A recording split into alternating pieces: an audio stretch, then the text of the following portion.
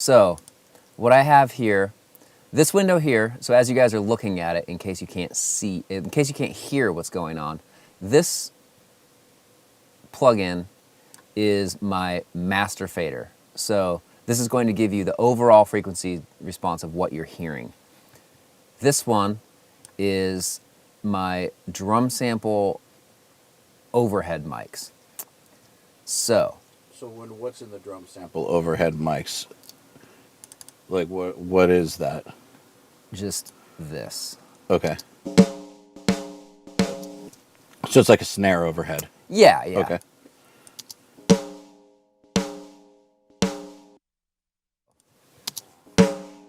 So here is the,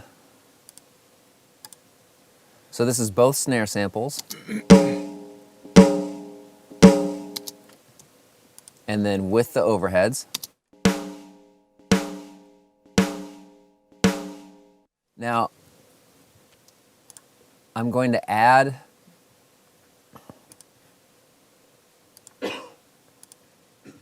a high pass filter, and you'll see me engage it and disengage it, and you should be able to hear a pretty huge difference around like the 150, 200 maybe. But pay attention that I'm only high passing up to 50 hertz, so it really should not affect anything way up around here. So here it is bypassed.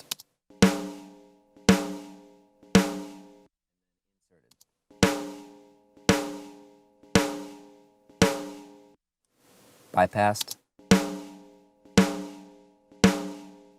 Inserted. To me, that's a crazy thing to know, because I feel like a lot of people just instantly, cool, I'm gonna high pass my overheads all the way up to X amount, or I'm gonna high pass to get the subs out of the subs that are happening from the kick drum out of my overheads. And as you can see, it's totally destructive. And you can actually hear it as I move this up.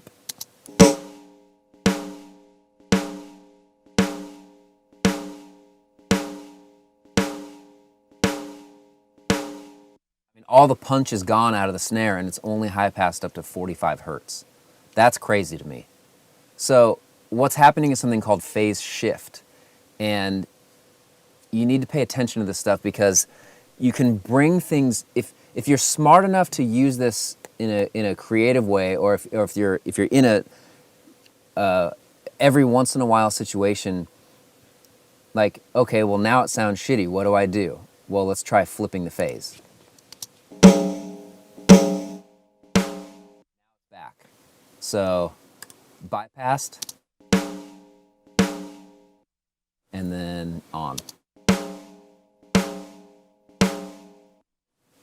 That's pretty crazy huge to know, especially for everyone that's just high passing shit like all the time. Like, oh, it's my steadfast rule. I always high pass up to here. I always high pass up to here. You could potentially be totally destroying your mix. Or the main thing to learn would be like as you're soloing your overheads, decide like, oh, well, there's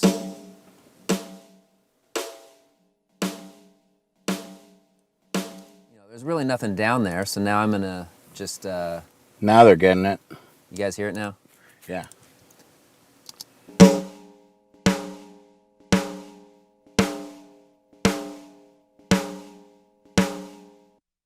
So and everything, I don't know the exact math on it, but every slope, and by slope I mean like how many dB per octave, every slope has a direct number at how many times the frequency.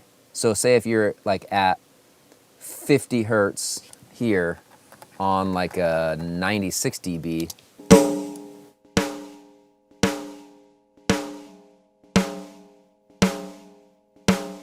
36 hertz at a 96 dB slope, you'll have to flip the phase to get that 200 hertz back in phase. Whereas if you start messing with the slope, it should start affecting different frequencies.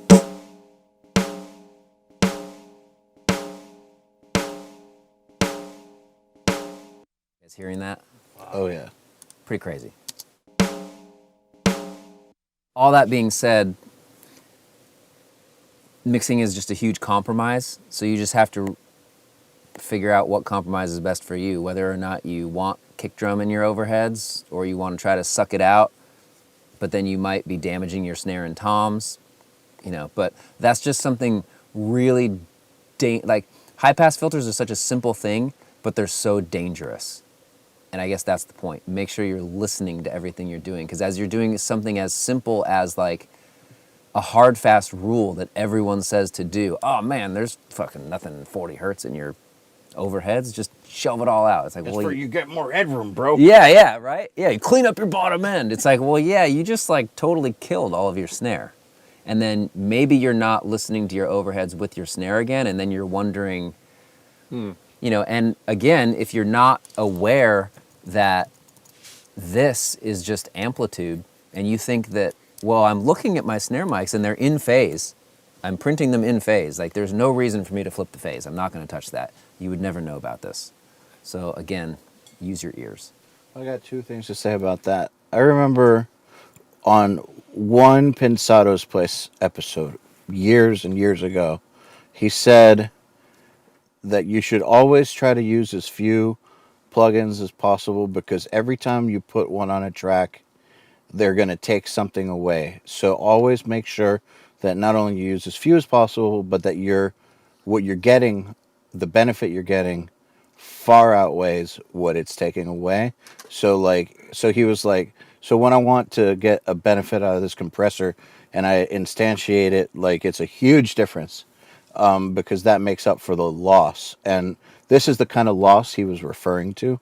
And then also, if you've been watching Nail the Mix long enough, you've noticed that some of the very best mixers in the world who we've had on here use very few plugins in their sessions. And, not all of them, I think, know about this trick. But I think we all kind of share the idea that the more shit you pile on, the more problems like phase smearing and this that you're going to start encountering. And this is like one of the most, I guess, well illustrated examples of it I've ever seen, where it's just plain as day. This is exactly what we're talking about. So Logic has two stock EQs. One of them is just a regular EQ like this, and then the other one is called a phase line EQ, and it's identical, and I never knew what it was for, because they say it's like, oh, it's for keeping everything in phase. I went, well, what? For EQ? What? That's what this is for. That might be dangerous, because like if you go into linear phase, again, hopefully you guys already know about this, but with linear phase, if you start doing those things, called pre-ring that happens, then you should be able to hear, you can definitely hear it on a kick drum, but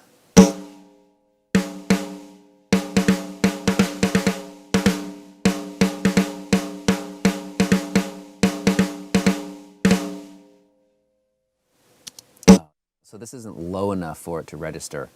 But on a kick drum, so actually, here's a good example, linear phase, boom.